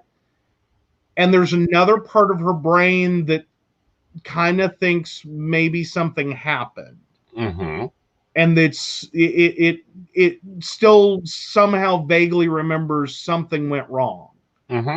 And so her mind would just sit there and keep ramming those two thoughts together. And we would loop. And so the weird part was the day that I decided, okay, we've tried this over and over and over again. And I keep having to lie to her over and over and over and over again. And it doesn't seem to be helping. So I took a gamble and we just basically did a butcher's bill. If you're not familiar with that phrase, it's from And the Band Played On, and the concept of like the list of the dead. And we had to sometimes do that 2 or 3 times a day. But it made her, I guess, like it calmed her in a way. Like, I don't think she as much re-experienced the loss as she at least just had closure. Like, instead of lying to her and her sitting there and still trying to expect someone to show up, knowing that little part of her brain that says something happened, and that this was a final outcome, this is a terminal outcome, let that part rest. Right. Well, used to have a girl. Well, I call her a girl because that's what we. She referred to herself as that, so I call her that. Yeah. She was very much a lady, but she had been an accountant all her life, all Mhm. her life. And I would come in, and she is full ball, pissed off, angry, trying to leave, upset. Hand Mhm. her my checkbook and go, "Can you balance this for me?" She'd sit down and balance it to the penny, make other notes in there that I found interesting and still use today, like you need to save 5% of this or whatever. And she'd done it right. That's all she wanted to do was to do something. So even though yes, the Mhm. brain is dying, yes, it's disconnecting. I think Mhm. this housing them and not allowing them to do what they can is very detrimental. Well, we are brought up, and especially like right now is kind of a transitional period with gig economy. Mm-hmm. But when you've been brought up to work your entire life, Mm-hmm. when your experience of life is the minute you were old enough to get out of the house and get a job, you went out and you got a job. Mm-hmm. Your brain is wired to think that if you're not working, then you screwed up. Mm-hmm. Like you need to be at work, you need to be dressed for work, you need to be ready to go to work, you have to get to work, you have to have a way to get to work. And you will notice with a lot of especially employed or previously employed people with dementia, that's sometimes the worst part of it, Mm-hmm. is trying to figure out, okay, what can you do all day?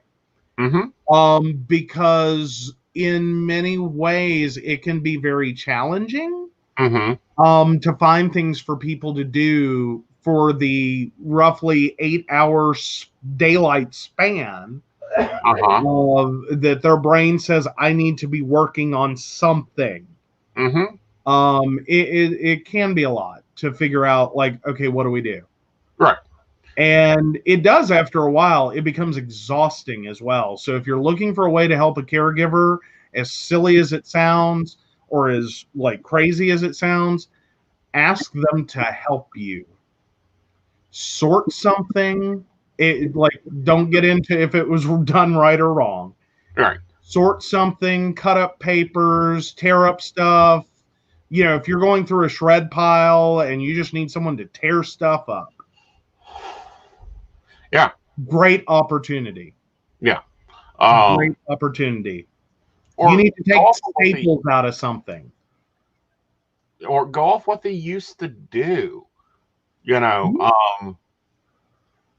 because a lot of times that part of the brain still works until about stage 4. Yeah. Yeah. Yeah. Well, and especially a lot of your routine skills. There's, so to speak, the muscle memory aspect of, even if you don't understand what you're doing, your brain's done it so many times Mm-hmm. that you can just do it. Right. Like, as long as you don't stop to think about it or have to explain it to anyone, Right. you can do it. And sometimes with my grandmother, the biggest issue was she was trying to self initiate, Uh-huh. and it's like she couldn't get all the pieces together. Mm-hmm. So, like, she tried to clean the carpets using a broom and a watering can It and like worked. a bottle of dish detergent. Uh-huh. And it's like close but no cigar. And let me tell you, a hell of a thing to have to clean up. Again, there's moments in dementia that are hilarious, and you have to learn to laugh. If you don't, you'll cry a lot. Well, I Learn to think her laugh. story, or the best story I've ever heard of your grandmother, is the yard sale. The yard sale. Yes.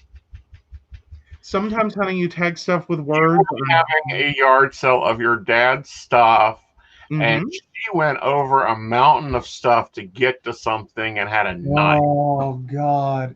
Yeah, so my grandmother was a school cook. Her primary tool for everything in the universe was not a hammer or a screwdriver or anything anyone else would ever use. It was a butcher knife. or literally any knife is a tool. You can use it to scrape, you can use it as a screwdriver, you can cut with it, you can do anything you want with a big ass knife. Also, just the general theory of if you're holding a big ass knife, you can generally do whatever you want. It's pretty intimidating, even if you are 90 some years old and on a walker. It is a little scary there. But no, so she was adamant about there was this chair that we had asked her, could we put it in the yard sale? Prelude to can we get rid of it finally? And she's like, okay, that's fine. If it'll help, was her theory. And it's like, okay, fine, whatever, as long as she's good with it. Because it was old and it was broken and a little torn up, and we didn't expect anyone to buy it. We really didn't. But she had many years ago been very active with crochet and had made these little granny square like arm covers and like headrest covers, the yarn and crochet version of the typical grandma doily. Like if you want to go Mama's Family on it, like just picture that, but in ugly shades of like brown, red, orange, and gray. That's where we're at. So this poor unfortunate chair had been covered in these. And again, kind of the I guess we should have known that dementia was setting in. She had sewn them on. Like she'd taken white thread, like it's so obvious, but had sewn them into the fabric of the chair. And she is determined before this chair goes anywhere, because we turned our back for like 5 seconds. She had taken off to the kitchen, grabbed a butcher knife, and she was making her way through the garage, holding upright, point up, a butcher knife, dragging her walker with one hand, trying to walk with it as best she could. And there's this pile of stuff, like an old rug that's rolled up and all this other junk to get to this chair. She is trying to surmount all this crap just to get those little squares and cut them off because she could use them for something else. Oh, so many things wrong with this. Like this woman is like half blind, hard of hearing, no balance, bad knees, bad hips. All the numbers of things could have made her fall that day. And she could have literally, that would have been the end of grandma because of the butcher knife. We were just shocked, horrified, whatever. We ended up screaming at her because first impulse, it's like, you're going to kill yourself. It's that kind of like, you'll put out your eye moment of like just civility is overridden by fear. And she just looked at us like, I am not that stupid. And just kept going. And it's like, and this is like, it was the perfect illustrative moment and this is my day. Like every day, 5 seconds. I go to the bathroom to pee and I don't know what I'm walking out to. Like she could be holding a watering can over an outlet because the wall's dirty. I don't know. Like, I don't know. I turn my back for 5 seconds. I don't know what's going to happen. Mm-hmm. And it's like, this is exactly what it's like, unfortunately. Like, sure. You learn to laugh at it. You learn to like go, well, as my very common phrase is, no one died. No insurance claims were filed. There was no property damage. Everyone lived. Well, and my point to it was that she was the type of, fine, you won't do what I asked. I'll do it myself. And hence where I get it from. Well, not only that, but that view of, well, hell, I'll do it. It isn't that hard. Oh my goodness, Brenda. Oh gosh. So her mother flushed the dentures. Oh dear. That's a moment. Now, we went through a problem with my grandmother is if for those of you unaware of what denture ownership or being a denture wearer is like, there's this problem you run into, and it's like, a kind of a catch-22. A lot of the problems you have with dentures are because they're moving or rubbing or pinching, and your dentist will need you to wear the uncomfortable dentures until they form the spot that hurts and makes it clear and apparent, so they can figure out where the problem on the denture is, so they can correlate the problem in your mouth to the problem on your denture. Try explaining that to someone with dementia, because it sounds, even to those without dementia, like the craziest idea of how to fix this. But it really is the only way they can tell. Like, how do you want me to figure out where to grind on this denture? Because you can grind stuff off a denture, you can't put anything back on it.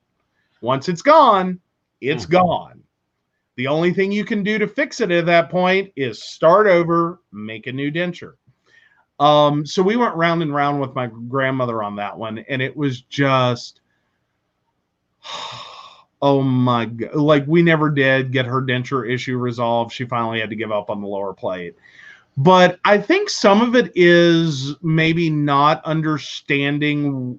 Like, more than likely, she didn't know what it was or didn't recognize it and was trying to throw it away. Either that or she thought, damn, these things hurt. I'm throwing them out, and these people keep putting them back in. You know? Yeah. I would almost hazard a guess of, like, you found them in the trash a few times, or, hidden, didn't you, before that? Like, it's weird the things that people with dementia, like, remember and forget. Like, that's sometimes a thing of, like, you try to fix a situation, like, well, mom threw her dentures away, clean them up, put them back, whatever. And then it just it becomes a cycle, like, and then it progresses, it gets worse. And you have this moment where it's like, this is a very rational thing. And you think for a moment that because, part of this seems rational, that there's, like, still a spark of, like, full cognitive power there. And, like, it's so weird to have those moments where it's like, this almost makes sense, and this, I don't get why, I don't understand why there's coffee in the water reservoir with coffee in the coffee pot. Right. Like, how do you manage that? That's also how she killed the coffee pot twice. Yeah, but she also learned to use the Keurig. She did. She got pretty good with it for a while. Like, it's random sometimes. Like, some things work, some things don't. Yeah. It's like some things make perfect sense, and some things are like, okay, well, I would have thought we were safe with that. Like, who knew? Well, and I'm sorry, your grandmother was 80 and on AOL? No, she was 80, early 80s, and on MSN. She had a web TV. Yeah. She had two of them, in fact. She killed one. Yeah. Yeah. Yeah, things that happen because my grandmother is frugal, and she knew that long distance was expensive, and I was going to school out of state, so she learned email real quick. That was it. That was the whole purpose of the web TV, was email. Like, that's all she wanted. That's all she needed. She was good with that, and she was still using it. The second one, when I moved back to West Virginia. Yep. Not very well. She was having lots of problems. She was starting to forget things. But yeah. No. I understand I'm not a doctor, but no, Devin. It's a very scary thing to think about getting, and a lot of people are very, very scared of it. Yep. And I understand that. I went through a lot of that. My mother had an early onset dementia, originally specified as early onset Alzheimer's, when she was in her 50s. Yeah. So flashing back for a moment to the image that we had up, the way that I learned that or found that out was I knew something was wrong with Mom and she was seeing doctors. Not telling you to put it back up, I'm just saying. Flashing back to that in conversation. Was that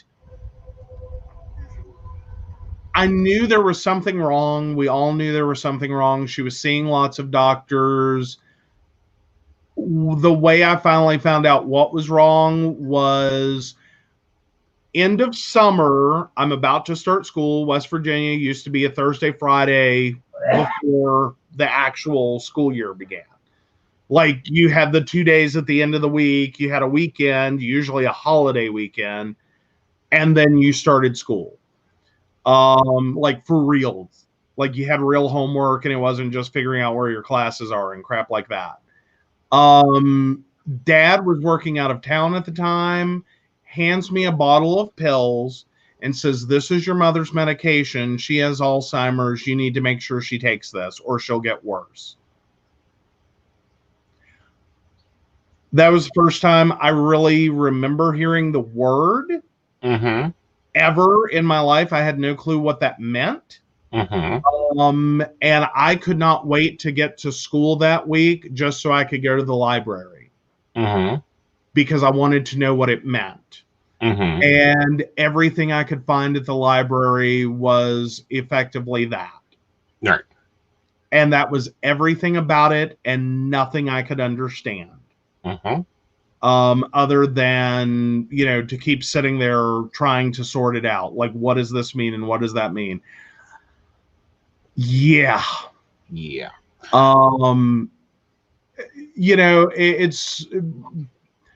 kind of that moment of, like, if you want a tiny taste of dementia, it's like the moment when you hear all the words and you can, either know what they mean or you can find out what they mean, but you still don't understand. Like, it doesn't resonate. Doesn't link together. The concept doesn't form. And that's exactly where I was, and I didn't realize that till much, much later. I had no clue what any of those words meant. So I kept trying to look them up. Like, there's a lot of words in that definition. I don't know what it means or didn't. And I kept trying to keep going, and it kept making less and less sense. And I didn't catch it till many years later that, no, that's exactly like some of the moments that Mom would have, is knowing all the words, but still not understanding a damn thing you just said. Well, darling, we need Tavanna. Oh, we do. All right. So, of course, we want to thank our Patreon sponsors and, of course, everyone who is with us this evening. But we want to thank our Patreon sponsors for their support: Beverly Walker, Mika G, Kathy, Mary Winfield, Brenda Bryant, and, of course, the Crystal Lotus Shop at 89 Old Main Plaza in St. Albans, West Virginia. If you're in the area, make sure you stop in and visit them. And if you'd like to learn more about the show or become a Patreon sponsor, please visit us at PCSPnetwork.com. Yep. And I will be on later, taking on-demand calls. And, of course, you can always book phone appointments, video appointments. Sunday isn't available because I'm teaching a class. But, be looking for more stuff to come out in the break room. I'm going to be moving some postings there for the coffee shop.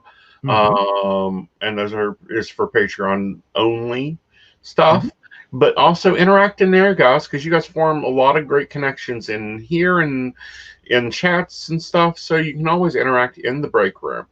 All right, y'all have a great evening, and we'll see you on Tuesday. Bye, y'all. Good night.